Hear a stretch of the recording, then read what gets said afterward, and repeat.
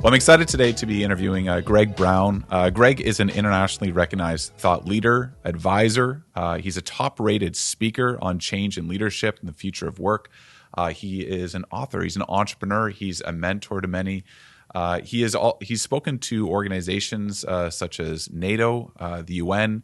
He's featured regularly on Rolling Stone's, Newsweek, Forbes, and the list goes on and on. But I'm going to get into the podcast as opposed to going through all these. Greg, welcome. Thank you so much for having me.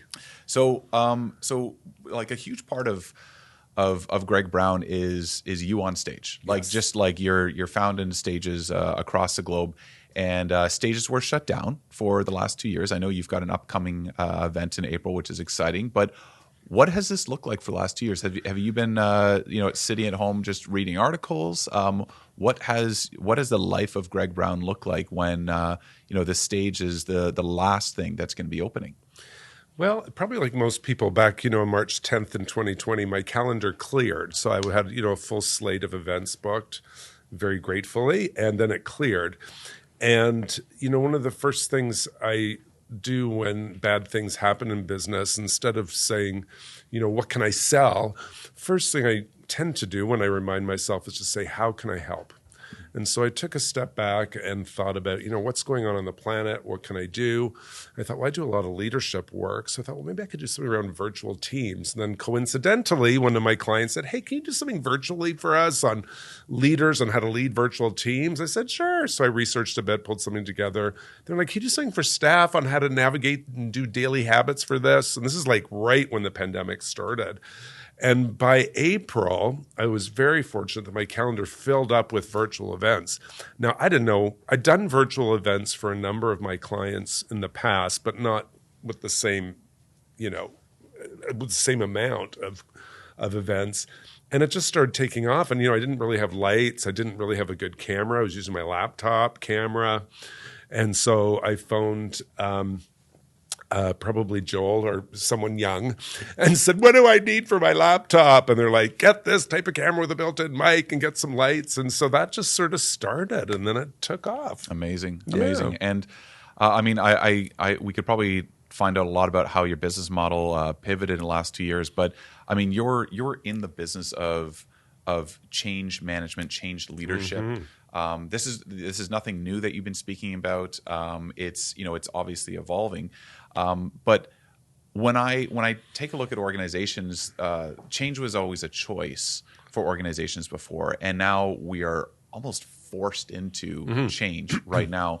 And so, what is the thing that you've seen organizations do in these past 2 years that have either put them on the winning side or the losing side of change? Well, I think there's a couple of pieces around that. One is, one of the pieces I've said for years is that the self-imposed limitations that we put around ourselves, what we can do, what our organizations can do, are often the biggest barriers to great shifts and great changes that we want to make. So to give you an example, if I'd said to any large organization, or even you probably, hey, let's make everyone virtual in your organization, you probably said, well, it's going to take us about a year to plan because, we see clients on site and we do this. We have to make sure everybody's set up at home and we got to do this. We got to make sure occupational health and safety regulations are covered and blah, blah, blah, blah, blah. And, from the big banks right through to, smaller entrepreneurial firms like yourselves and mine, we made that shift within a week to 3 weeks. And what it really showed me was that when we have to put pressure on ourselves or on our organizations to create change, we are way more change ready than we think. And we can do way more than we even think we can. And I think that with the businesses and organizations that have done well over the last 2 years, they're the ones who've taken that and asked the question to themselves, what is that skill, ability, quality, leadership practice, whatever it is that we've all been able to develop over the last few years? How can we apply that going forward? Because if we can survive COVID and do this, what can't we do? That's a really good point. Yeah. And you get this cool front seat to all these different organizations that are looking to implement change, and some of them make it, some of them don't. And when you're looking in as, I mean, you're also a consultant, like advisor. When you're looking into an organization and looking at their change readiness, what are some key elements that you look for to see if they're actually going to be successful or not? Well, I think, is the leader modeling the behavior that they want their staff to do? Wow. And all you have to do is look in the news globally and to see that going on now and see how it mobilizes people when a leader steps in and goes, I'm going to lead alongside you. I'm not at the front, pulling you along with this clear vision because I have no idea what that is. I'm not at the back like that silent bulldozer guiding you. I'm here leading alongside you because I'm going through this too. And I think that's what I have seen with, whether it's, world leaders or what, like we're seeing currently, or whether it is leaders in organizations, large or small, that, the difference with going through COVID has been we're leading alongside our teams. And change readiness is all about leaders. I don't care if you're a business owner or, an executive director of an NGO or, a CEO, doesn't matter what your job title is that, being willing to acknowledge, your issues around the change, your, uncomfortability around it, your ability to disclose your issues about it builds trust with your team. And when you build trust, they will almost do anything for you. Wow. And so you mentioned, like, as a leader, discovering what you're not comfortable with, what you're afraid of. But a lot of times people say that leadership is a lonely place. So where do you find that fostered in in a corporate culture where you're saying, okay, you need to deal with your fears, your insecurities. A lot of people have admitted they're like, I hate Zoom. Or I hate remote work. And they almost just they rejected it before it even began. And so how do you find workplaces and cultures actually foster an environment in order for people to go through that realization of challenge and change? Because it just seems like we're just jumping from, it's not like this was planned out. It's like it's crisis planning, it's crisis change. Absolutely. And so what do you see that organizations can do to actually make this an environment where people can see this? Well, I think it's, one of the things I think is really important is not to get caught up in the selling and convincing mindset. So I blame TV commercials, which say, buy this dish detergent and your clothes will get extra, or your dishes will get extra clean.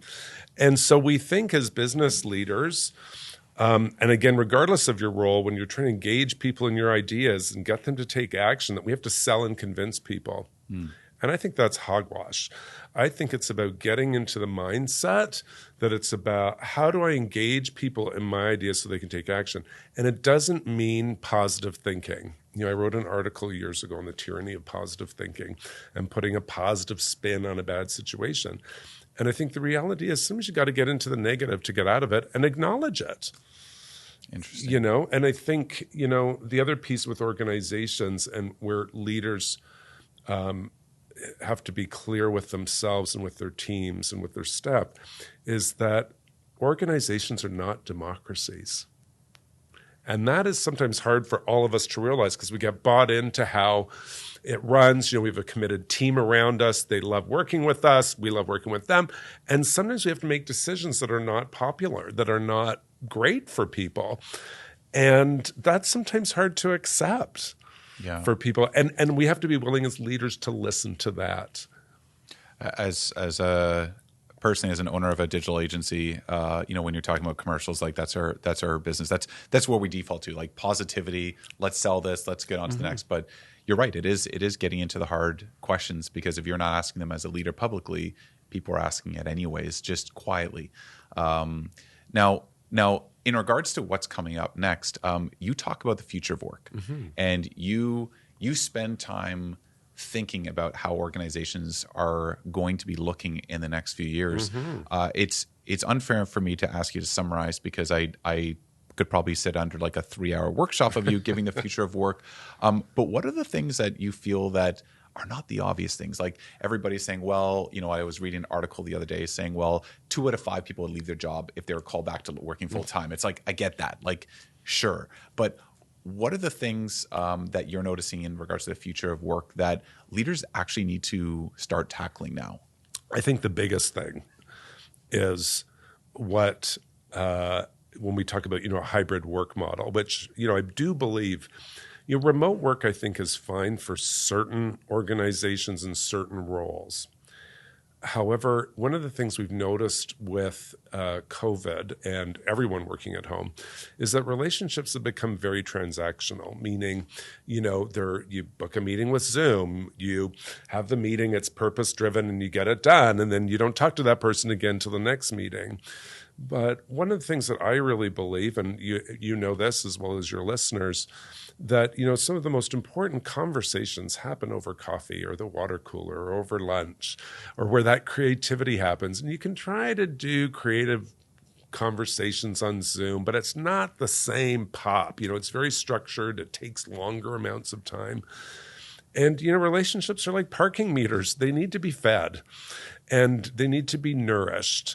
And, in the last few years, I've worked with leaders who've said, we do chew and chats on Friday, or they do, cocktails and coffee at 5 p.m. or something, and ways that are less structured to try to feed those relationships.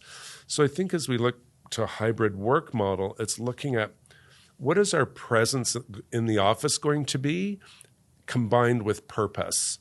So I think when we're going to be in the workplace, I think it needs to be intentional. There's no reason for people to come to the workplace and spend their whole day on Zoom, because I can do that at home. Makes sense. So what is the presence with purpose? What is that intention for you to be in the workplace? And I think that is the number one challenge and issue that leaders and staff, because it's not just up to the leaders to do that, it's up to the staff going, if this is my day in the office, how can I best use it? Well, I need to meet with these people in person. I need to have a team meeting about this. I have a problem-solving issue I need to solve. I'm going to schedule that for Thursday when I'm in the office. If I need to do writing work or deep thinking or whatever, I'll do that at home on Monday and Wednesday. And having those conversations with your leader so that you are very clear about when I'm present, I have a purpose in the office. Besides feeling guilty for not doing 5 p.m. Cocktails, and we're an agency because we do those at 10 a.m. sometimes. And so I'm good with that. Yeah. So guilt aside, it almost sounds like we need to be retrained how to work, because if you're saying, well, this is an in-person meeting, this is not right now. We've turned into these meeting zombies, like where it's just like, okay, meeting. Every meeting has the same amount of time. It's always camera on. Personally, I grieve the death of the conference call. Like, remember conference calls? Like you'd walk around your office. Yep. You'd look out the window. You would be able to think without being recorded in 1080p. Yes. And I'm just like. I would have great conversations going for walks, being on phone calls. And now I actually had a client this morning, and she was like, I don't want to be on video on Zoom. And I'm like, we don't need to. Like, just relax. Like, if you're just at home and you're hanging out and you just want to look at the proposal without making sure that like your eyeliner is correct, that's great. Yes. Like, fine. But we all almost need to retrain and just say, okay, there's different types of meetings for different types of purposes, and we need different types of tools to handle that. Like, let's not kill everything with a 30-minute, 1080p HD Zoom meeting. Well, there's lots of research that supports that, because what we know is that if you're constantly on video Zoom meetings all day, and it's not conscious, it's subconscious, we're paying attention to how we look, how we sound, what we say. And again, to me, it's about presence with purpose. Does this need to be a video call? No. Let's do a phone call. Yeah. Let's do this. Let's do that. You can still do Zoom and not have a video on. And I also think it's about being very clear that as people return to the workplace and start to engage with others, it's like watching TV at home, which we've all been doing on Zoom. It's like watching TV. And then all of a sudden going to live theater or a live concert. Your senses are stimulated differently we're going to respond differently. And that's what coming back to the workplace is like. It's like all of a sudden, oh my gosh, I'm seeing you. We're having a live conversation. We're not on Zoom. We're doing this, we're doing that. So your senses are stimulated. You're probably wearing pants instead of sweatpants. There's going to be little things like this. It's going to take you longer to get ready in the morning than it normally would, because you're out of sync with doing that. And just for the purpose of a lot of people listening to this on the actual just podcast, both Greg and I are wearing pants. We are wearing pants. Yeah, your pants are much more fancy than my pants. No, they're not. And so in this, like it almost seems exciting, because you're right. Like there's a stimulation between getting people in the boardroom, getting sticky notes out, working on stuff, but then not just getting rid of the convenience of a Zoom meeting when you need to, or file sharing, et cetera. What are the things that you're really excited about? Or like, even, is there a company that's doing something that is way more interesting in that area in regards to culture or the future of work and what they're doing? Because you just get to see so many organizations. Yeah. Like, what's something exciting where you're like, if I were to lead an organization, this is something that I'd have in my toolbox? So I think the most exciting thing, and I've said this, is for the business owner or the leader to take a step back and go, what is the work that we are doing? And how are we doing it? And this is the time to do it.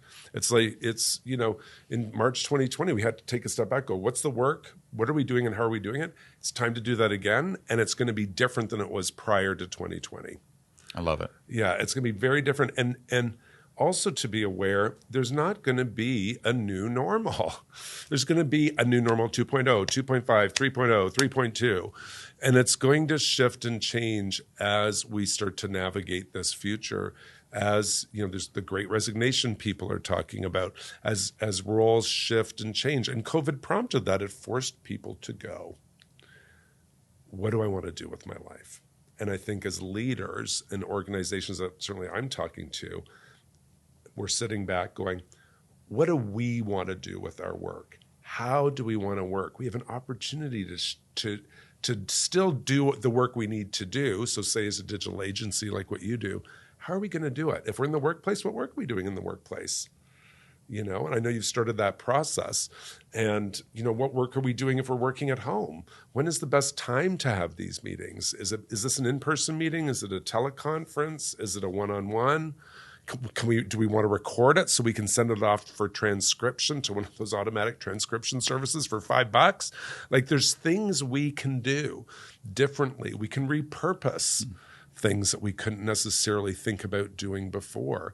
I mean, you can take an interview and send the audio file that you download from Zoom off to automatic transcription services for $5 and get almost an article back that you can edit. There's multiple ways that you can start to think about doing your work differently. I think for business owners, business leaders, people that are entrepreneurs or intrapreneurs, that's inspiring. It's like, let's get out of and I think we're pretty much we're almost like post-crisis mode. It's like we operated in crisis, I would say, for me, at least for a year. For a year, everything was just crisis. And then, but we haven't really graduated to out of crisis planning, because you don't make good plans in a crisis. You don't make good decisions when you're panicked. That's a really good question. What do you do? How do you do it? And is that the way that you're going to be doing it in the years to come? I keep hearing business owners say once things go back to normal, they keep almost talking about them about to jump into a DeLorean with a flux capacitor and go back to 2019 and we're just resetting. And it's like, no, the jig is up, guys. People that are working from home are working from home. The tools that we have done during crisis, it's almost like we're still in the default setting. It's like you load Zoom, the video goes on. And it's like, who decided that? Well, I think there's a lot of good reasons for that. I mean, with COVID, for example, it's the largest global event that's happened, in my lifetime and in most of our lifetimes. How we respond to it, is based upon our history, where we've lived, and so on. For the challenges I had with lockdown, as I'm sure you did, and many of the people I know did, were very different than when I was doing sessions with people who maybe live around the world who say to me in a session, I lived through a civil war. I'm really happy with the lockdown. Actually, I'm not being bombed right now. Yeah. And I'm not making light of that in any event, but showing that perspective can really help us. And we've been trained for 2 years to be reactive. Because there's constant shifts and changes we're having to do with changes that are out of our control, which is, for most people that work in organizations, changes are out of their control. It's all about how do they implement. And now we're starting to be more strategic again. By that strategic, I mean more forward thinking, being able to create plans and visions for the future. And we're still having to balance that. And but that's the challenge I think we all have is, where do we want to go? What do we want to do? We have that opportunity now. And we realize that we are not as limited as we used to think we were. That's awesome. I think a lot of us need to step away from our tactics and tools, go back to strategy, and create a plan going forward. Now, for the people listening today, Greg, what are the areas online that they can find out more about you, follow your path, your thoughts? What are the avenues that people can connect with you on? Absolutely. Easiest way is probably through my website, which is bechangeready.com. So just the way it sounds, bechangeready.com. I'm also on LinkedIn, Instagram, Greg Brown TO for Toronto, Ontario. So Greg Brown TO, they can follow me on Instagram and Twitter and all those usual places that are there. So perfect, absolutely. Awesome. Or use that one search engine website. What is it called again? I think it's Google. That's right. Oh yeah. And it's Greg with Google me. Exactly, Greg with 2 G's here. Greg, thank you so much for the interview today. I know as a business owner myself, I'm challenged. I feel like I need to go back to a whiteboard in a number of different areas for being change ready, and really excited to hear all that's coming up with your career and everything you're speaking about publicly. It's now is the time that organizations need to have you in and hear what you have to say. So thank you. Well, thank you so much for having me, and thanks for having your team have me too and work with me.